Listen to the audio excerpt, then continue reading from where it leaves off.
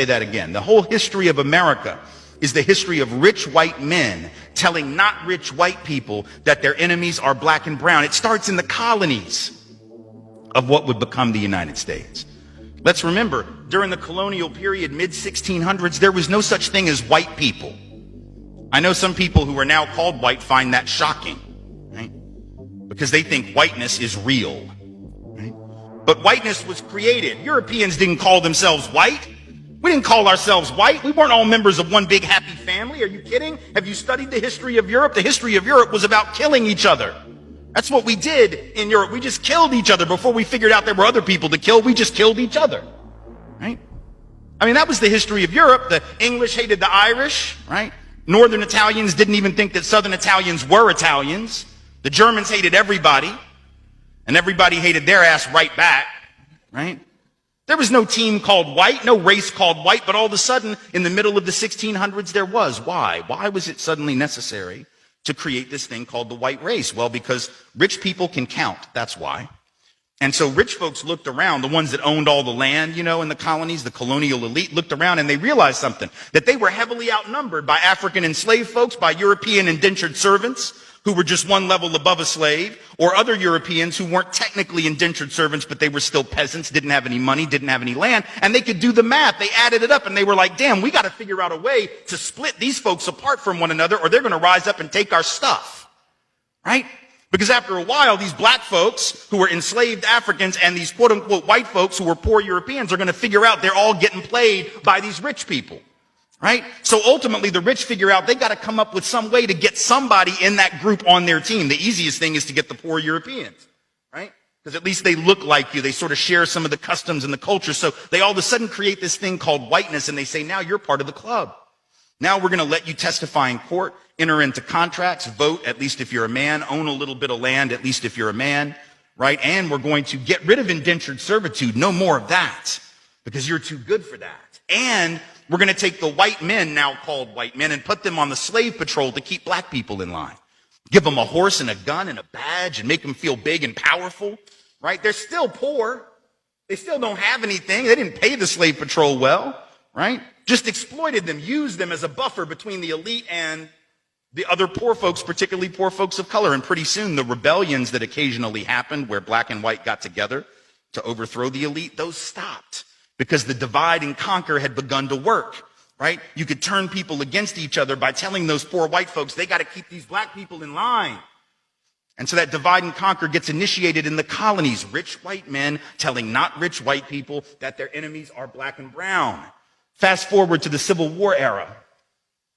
And you have, I'm from the South, right? My people, the elite in my part of the country, right, actually announced that the reason they wanted to break away from the Union and possibly go to war with their brothers and sisters to the North was in order to maintain slavery and white supremacy. They said that at the time. We lie about it now.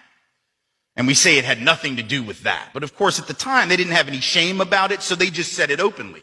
Right? The vice president of the Confederacy, Alexander Stephens, said that the cornerstone of the new government was the great truth that the Negro was not the equal of the white man. So that's the reason the Confederacy was formed and existed.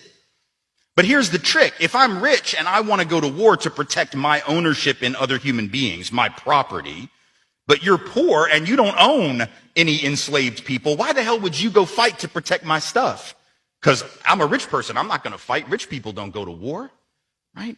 Rich people get poor people to go to war for them, whether it's in 1860 or whether it's during the 1960s or whether it's today, right? Rich folks get doctors to write notes for them that say that they have heel spurs and that's why they can't go to Vietnam. And if you don't know who I'm talking about, you can Google that shit because he's sitting in the White House right now, right? Well, I can't go fight. I have heel spurs. Send some poor kids to do that for me, please, right? So that's been a long-standing tradition.